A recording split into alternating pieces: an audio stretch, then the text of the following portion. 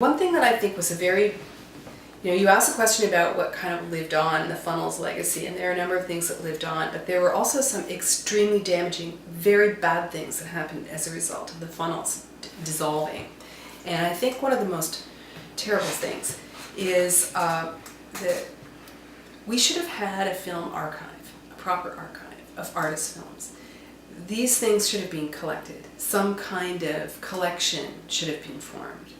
And, the funnel was an ipso facto collection. If you look at that catalog there, you'll see there's all these examples of Super 8 fragile little films, one of a kind, right? And this I can say about my own films. It's so sad. We took them all home. When the whole thing split up, everybody took their films back.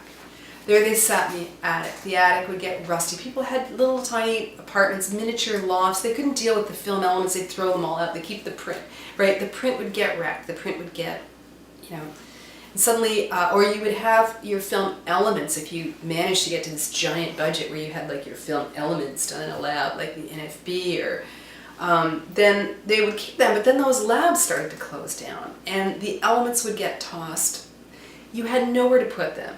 So the tragedy is that I think when the people from, there's kind of a grab too. You ask John Porter if this is true or not, but my impression is that there was a bit of a, some of the people that the funnel that moved out of King Street kind of took the collection, and a lot of those films didn't find their way back to the people that originally made them. This is always what happens when distributors go down, right? Is a whole bunch of films just kind of get thrown out, or they go missing. They end up in somebody's garage, and then that person doesn't care about them anymore.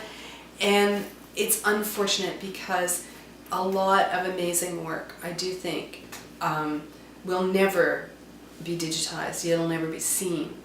So if there was one project that I would love to see somebody take up, right?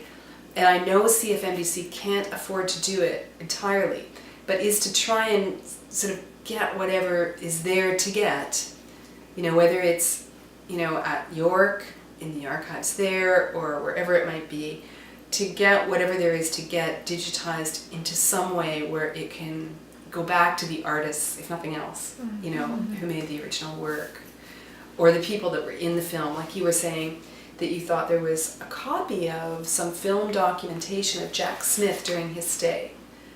That if that's there and it's in an archive, it should be accessible. So that would be an amazing project, I think. Yeah. Do you know